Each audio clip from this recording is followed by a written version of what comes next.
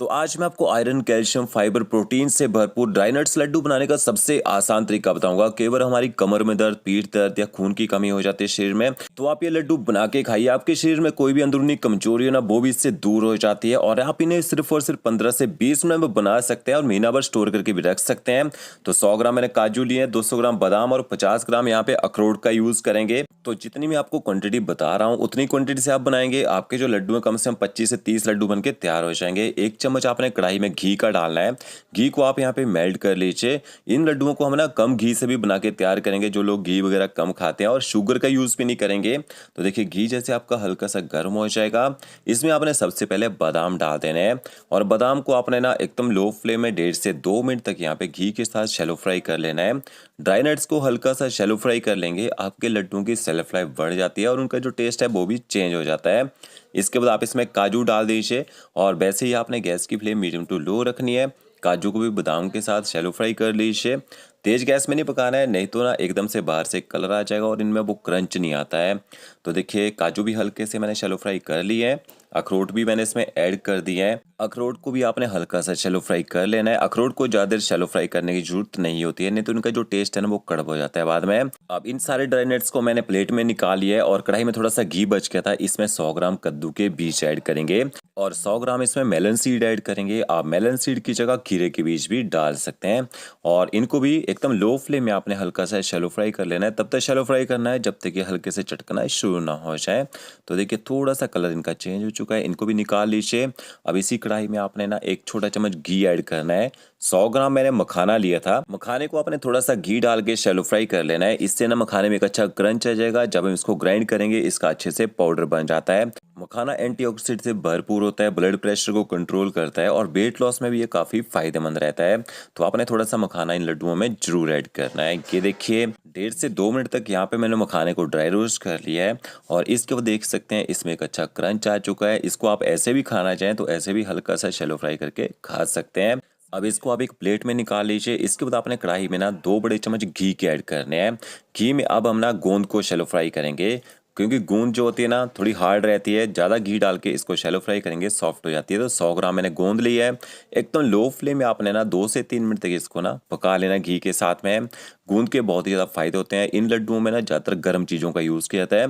गोंद ना ठंडी होती है तो थोड़ी सी ठंडी चीज़ें डालना भी इसमें जरूरी रहती है। तो देखिए गोंद भी अच्छी तरह से फूल चुकी है, अच्छे से सॉफ्ट हो चुकी है। कढ़ाई में थोड़ा सा घी बच गया था, इसमें आपने ड्राई कोकोनट ऐड करना है। यहाँ पे एक ड्राई कोकोनट लिया था, उसका जो वेट था 150 ग्राम था। इसको आपने कद्दूकस कर लेना है। हल्का सा इसको ना शैलो फ्राई कर लीजिए घी के साथ में। ड्राई कोकोनट को आपने ज़्यादा शैलो फ्राई नहीं करना है, इसका जो कलर है वो चेंज नहीं होना चाहिए। फिर आपने कढ़ाई में 1 चम्मच घी ऐड करना है। जैसे घी हल्का सा मेल्ट हो जाएगा, 50 ग्राम आपने ना कमरकस लेनी है। मार्केट में इसलिए मिल जाती है और कमरकस के नाम से ही इसको जाना जाता है। और 50 ग्राम आपने खसखस लेनी है। खसखस हमारी हड्डियों के लिए बहुत ही ज़्यादा फायदेमंद होती है और कमरकस जो है ना पीठ में ज़्यादा दर्द रहती है तो उसके लिए काफ़ी फायदेमंद रहती है। इनको आपने ना 1 से 1.5 मिनट तक एकदम लो फ्लेम में शैलो फ्राई करना है, ज़्यादा देर नहीं इनको पकाना है, ठीक है। तो ये देखिए कमरकस और यहाँ पे मैंने खसखस को भी शैलो फ्राई कर लिया है। इसको भी प्लेट में निकाल लीजिए और इन सारे इंग्रेडिएंट्स को आपने ठंडा होने देना है। और 50 ग्राम मैंने हरड़ लिया है। हरड़ क्यों डालते हैं लड्डुओं में? हरड़ ना हमारे पेट के लिए काफ़ी फायदेमंद होती है, डाइजेशन को बढ़ाती है और पेट में दर्द वगैरह या पाचन शक्ति में कोई दिक्कत हो उसको भी ठीक करती है। तो थोड़ी सी हरड़ का मैंने यहाँ पे यूज़ किया है और इसको भी आपने ठंडा कर लेना है। अब हमारे सारे ड्राई नट्स यहाँ पे ठंडे हो चुके हैं। इसके बाद ना थोड़े से ड्राई नट्स मैं काट के डाल रहा हूँ लड्डुओं में, ताकि हमारे लड्डू देखने में थोड़े से अच्छे लगे। अगर आपके दांत कमज़ोर हैं या आप इनको चबा नहीं सकते हैं तो आप इनको ना पीस भी सकते हैं। तो देखिए थोड़े से मैंने ना ड्राई नट्स चॉप कर लिए हैं और जो बचे हुए ड्राई नट्स हैं इनको आपने ना पीस लेना है, इनका पाउडर बना लेना है। तो थोड़ा सा दरदरा सा पाउडर बनाइएगा और अगर आप ना चबा नहीं सकते ज़्यादा तो एकदम फाइन पाउडर बना लीजिए। ये देखिए इस तरह से, और इसको आपने ना पाउडर को एक ना परात में निकाल लेना है। अब हम सारे इंग्रेडिएंट्स को यहाँ पे ना पीस के मिक्स करेंगे। जो मैंने काट के ड्राई नट्स रखे थे वो भी ऐड कर दिए हैं। जो मखाना है इसको भी पीस लीजिए। तो जैसे हमने सारे इंग्रेडिएंट्स को अलग अलग शैलो फ्राई किया था ना, वैसे आपने इनको अलग अलग करके ना ग्राइंड करना है। देखिए मखाने का मैंने फाइन पाउडर बना लिया है।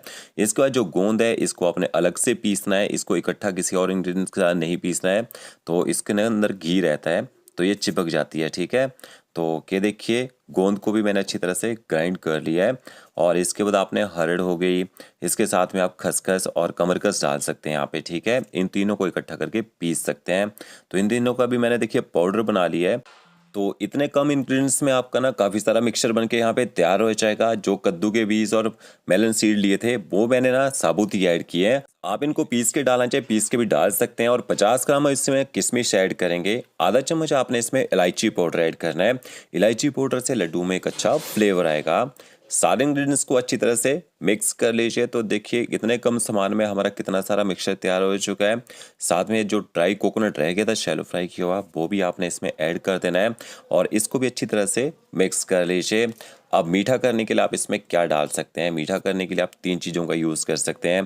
गुड़ का यूज़ कर सकते हैं। मैं यहाँ पे ना अंजीर का यूज़ कर रहा हूँ। अंजीर फाइबर से भरपूर होते हैं और हमारी ना पीठ दर्द के लिए काफ़ी फायदेमंद होते हैं। तो 250 ग्राम मैंने अंजीर लिए, इनको ना 20 मिनट तक गर्म पानी में भिगो के रख दें ताकि सॉफ्ट हो जाए। और 250 ग्राम यहाँ पे मैंने खजूर लिए हैं। खजूर के अंदर जो बीज होता है ना, इसको आपने निकाल देना है। खजूर भी हमारी सेहत के लिए काफ़ी फायदेमंद रहते हैं। तो क्या देखिए सारे खजूर का जो बीज है उसको आप अलग कर दीजिए। इसके बाद आपने खजूर को ना ग्राइंड कर लेना है। अगर मोटा मोटा ग्राइंड होता है तो मोटा मोटा ही आप इसको ग्राइंड कर लीजिए, क्योंकि जब हम खजूर को ना गर्म करेंगे तो ये अच्छी तरह से मेल्ट हो जाता है। खजूर और अंजीर जो है लड्डुओं की बाइंडिंग का भी काम भी करेंगे और दोनों काफ़ी हेल्दी भी होते हैं। नेचुरल शुगर रहती है इनमें। देखिए अंजीर भी सॉफ्ट हो चुके हैं। इसके बाद ना अंजीर को भी ग्राइंड कर लीजिए। जो पानी रह जाएगा उसको आप पी सकते हैं, फेंकना नहीं है। तो ये देखिए अंजीर को भी मैंने ग्राइंडर जार में डाल दिया है और इस तरह से इनका ना फाइन पेस्ट बना लीजिए। तो देखिए यहाँ पे अंजीर और खजूर को मैंने ग्राइंड कर लिया है। अब लड्डू ज़्यादा दिन तक खराब ना हो तो आपने क्या करना है, कढ़ाई में ना 2 चम्मच घी के ऐड करने हैं और इसमें आपने ना अंजीर ऐड कर देने हैं।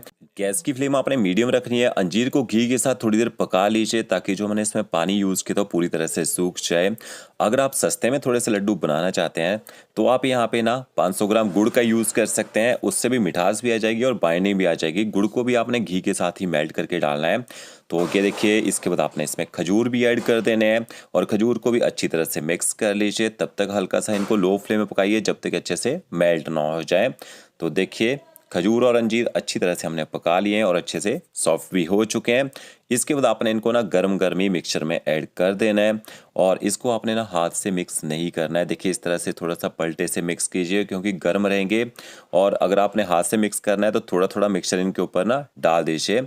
ये बहुत ही ज़्यादा गर्म रहते हैं। अगर आप इनको हाथ से ना मिक्स करेंगे इस तरह से तो हाथ जलने के चांसेस रहते हैं।